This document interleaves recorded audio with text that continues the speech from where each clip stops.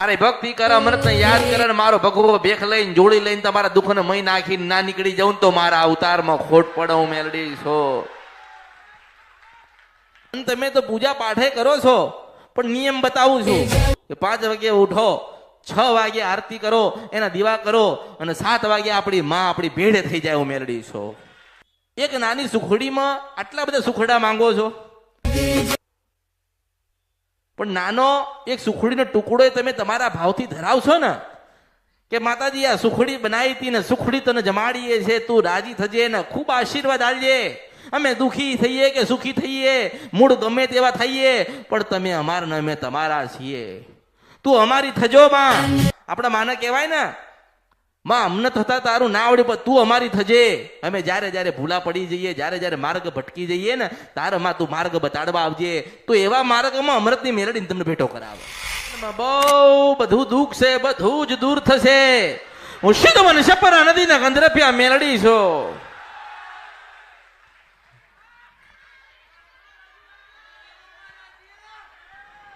ભક્તિ કરશો તો દુખી નહીં થવાય, ભજન કરશો તો નિરાશા નહીં આવે. મેલડીને માનતા હોય કે ના માનતા હોય, મેલડીને ઓળખતા હોય કે ના ઓળખતા હોય, મેલડીને પૂજતા હોય કે ના પૂજતા હોય, પહેલી વખત કદાચ કંઈક સાંભળવા આયા હોય તો શ્રદ્ધા વિશ્વાસ અને ભાવ લાવો.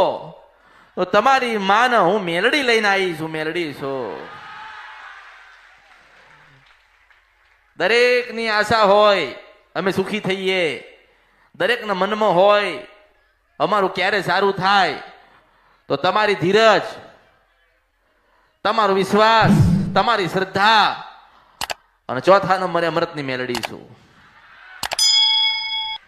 જબરા જબરા દુઃખ હશે, જબરા જબરા મોટા મોટા દુઃખ હોય ને તો ગભરાશો ને ચિંતા ના કરશો, એનાથી જબરી હું મેલડી છો. બાબા શંકર ભગવાને એક જોડી આલી છે. મારી ભક્તિ કરે, અમૃત ને યાદ કરે ને મારો ભગવો ભેખ લઈને જોડી લઈને તમારા દુઃખ ને મહી નાખીને ના નીકળી જાઉં તો મારા અવતારમાં ખોટ પડે હું મેલડી છો.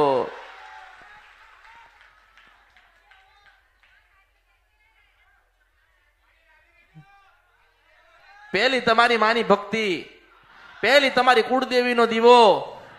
જો ખોડિયાર રાજી હશે તો જીવનમાં ખોટ નહીં પડે હું મેલડી છો.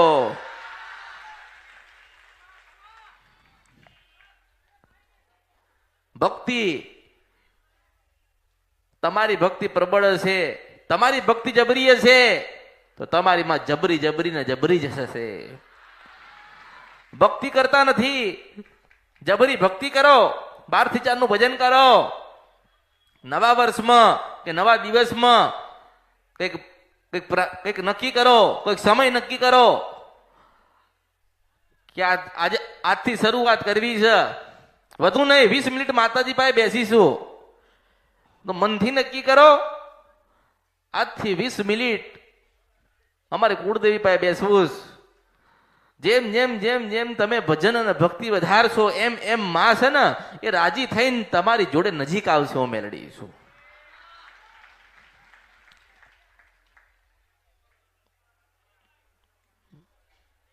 કોઈના ઉપર વિશ્વાસ ના કરતા, કોઈના ઉપર વિશ્વાસ ના કરતા, પણ તમારી કુળદેવી કદાચ ખોડિયાલ બ્રહ્માણે કે કાળકા હોય ને એના ઉપર જીવથી વધારે વિશ્વાસ કરજો.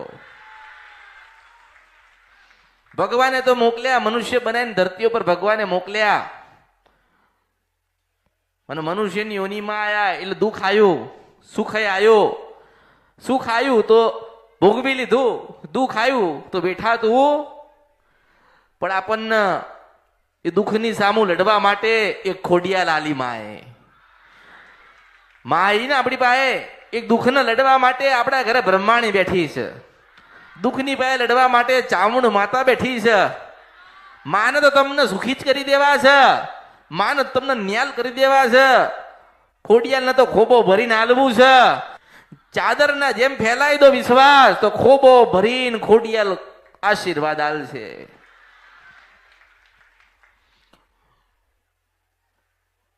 કુળદેવી ખબર નથી તો બતાવી ને, ભક્તિ તો કરવી પડશે ને.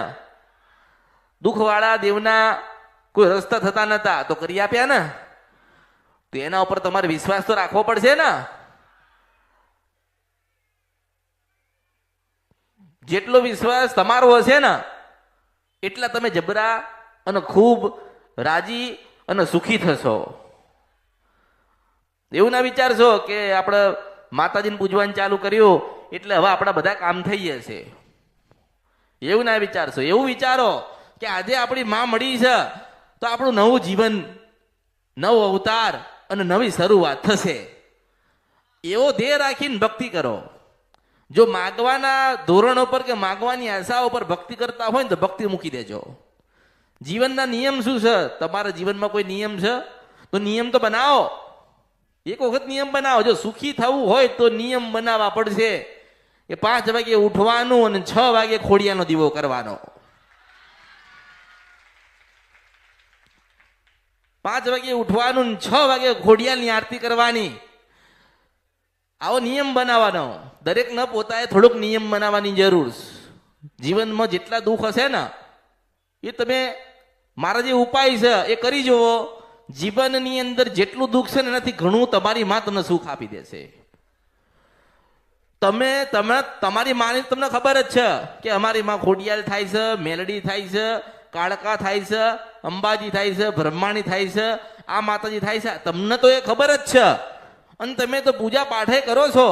પણ નિયમ બતાવું છું કે 5 વાગે ઉઠો, 6 વાગે આરતી કરો, એના દીવા કરો અને 7 વાગે આપણી માં આપણી ભેડે થઈ જાય હું મેલડી છું. નિયમ હોય ને કોઈ પણ વસ્તુના એક નિયમ હોય ને એ નિયમને પાળવા પડે. જો નિયમને પાળીશું તો માતાજી રાજી થશે. માતાજી રાજી થશે તો આપણે ક્યાંય જોવડાવવું નહીં પડે. માતાજી રાજી નહીં હોય તો 1000 પ્રકારના પ્રશ્ન બનશે.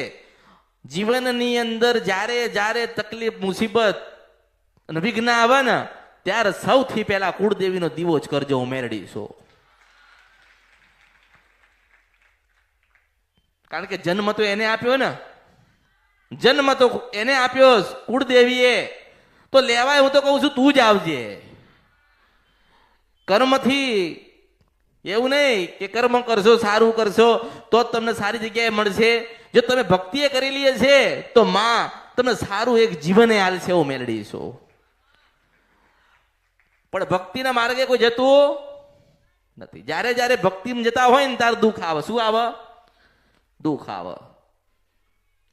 પણ જો તમે ભક્તિ અંદર સુખ આવે કે દુઃખ આવે, તમે તમારી માની ભક્તિ પકડી રાખો ને તો છેલ્લે હું મેલડી તો તમારી માને મળાવડાવું છું. કોઈ જગ્યાથી કામ ના થાય, કાયમ નિરાશા થાય,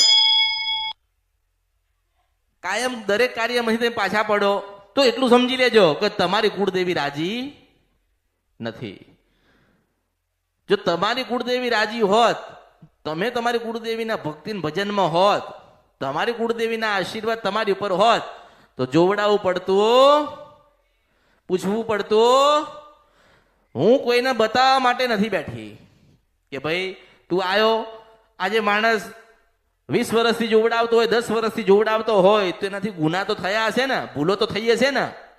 માણસ એવી આશા રાખો કે આજે જાઉં, માતાજી મળશે, માતાજીને પૂછીશ, માતાજી મને આશીર્વાદ આલશે એટલે હું સુખી થઈ જઈશ. તો તમારા માના જે ગુના કર્યા છે એ ક્યાં જશે? મારે એમાંથી તો છોડાવવાના ને, એની તો ભક્તિ કરાવવાની ને. માં એવું નહીં કે તું મને આટલું આપી દે કે આટલું આપ તો હું રાજી થઈશ. માતાજી એક જ વાત લઈને બેઠ્યા છે. કઈ? તમે નાના બનીને ભક્તિ કરો, ભાવ રાખો અને મારા ઉપર શ્રદ્ધા ને વિશ્વાસ મૂકો તો જેમ જગડું શાનું વાણ તાર્યું તું એવી રીતે તમારી માં તમારું જીવન તારી જાય. પણ આપણને તો વિશ્વાસ નથી. આપણને માગતા આવડ્યું, આલતા આવડ્યું. આપણે માગ કર્યું ને માંગતા આવડ્યું, આલતા આવડ્યું અને આલીએ છે તો 10 વસ્તુ પાછા માગીએ છે. મેં કોઈને કીધું હોય ને કે ભાઈ 12થી 4નું ભજન કરો ને તમારી માને લાડ લડાવો, સુખડી કે શ્રીફળ આપો, મંગળવારે આરતી કરો, મંગળવારે શ્રીફળ વધેરજો, સુખડી કરજો, ઉપવાસ કરજો.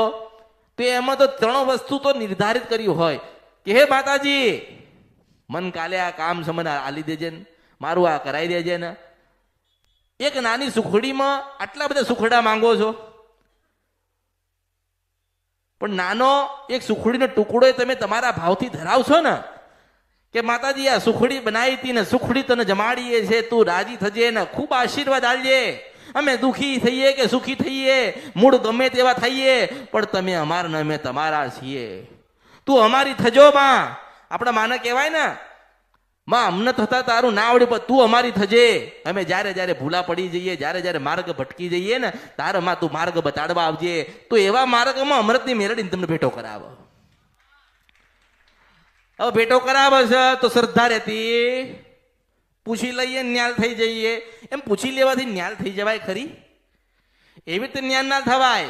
મારી પાસેથી અમુક નિયમ લઈ જાઓ, અમુક સલાહ લઈ જાઓ, અમુક પદ્ધતિ બતાવું છું, એ બધી અપનાવી પડે. માતાજી ત્યારે રાજી થાય. પછી ભક્તિમાં ગયા એટલે માંગ કરવાનું એવું નહીં. એ ભક્તિ નથી, એ તો સ્વાર્થ વાળી ભક્તિ છે, લોભ વાળી ભક્તિ છે. સ્વાર્થ અને લોભ જ્યાં જ્યાં આવશે ત્યાં તમારી ભક્તિ ભગવાન સુધી જશે નહીં. નિસ્વાર્થ ભાવથી ભક્તિ કરશો, કંઈક માગ્યા વગર માન ભેટ આલશો તો ખોબો ભરીને તમારી કુળદેવી તમને આપશે. હું મેળવીશું. અમુક પોતાના વડીલો વડવા હોય ને એને બોલસ, એનું કહેતા હોય ને અમારા વડીલો કશું જ બતાવ્યું, અમારા વડીલો તો શું કરતા હતા અમને ખબર જ નથી. સારું, એમને જે કર્યું હોય, એમને જે કર્યું હોય એ, પણ તમે તો છો ને કંઈક કરવા માટે. આજે તમે એમ કહે છો કે અમારા વડીલો તો શું કરીને ગયા, કેવું કરીને ગયા, એ સારું જ કરીને ગયા છે. એમને ખબર હતી કે અમે કર્યું ને તમે નહીં કરી શકો. આજે એમને જે કરી ભક્તિ કરી ને એવી તમે નથી કરી શકતા, એટલે જ માણસ દુઃખી થાય છે. માતાજી તો એવું જ કહે ને કે કશું માગતા નતા. પહેલાના સમયમાં માણસો માગતા નતા, માતાજીને રાજી કરતા હતા અને માં રાજી થઈને આશીર્વાદ આલતી હતી. અત્યારે એની વસ્તી આવી તે માંગ કરે ને ભક્તિ કરવી નથી. માતાજી ઉપાસી થતો તો હું શું કરું? હું કરું તારા માટે? માતાજી સમયસર દિયાબત્તી નહીં થતી તો એમાં હું શું કરીશ? ના, એટલી ખબર છે કે નોકરી જઈએ છે, કામ કરવા જઈએ છે, તો 4 દિવસ રજા પાડીશું તો 4 દિવસનો પગાર કપાઈએ છે, એવી ખબર છે. પણ એવી ખબર ના પડે કે સવારે વહેલા ઉઠીને કુળદેવીનો દીવો કરીને એની આરતી કરીએ તો આપણને ઘણું બધું હાલ છે, એવી ખબર પડતી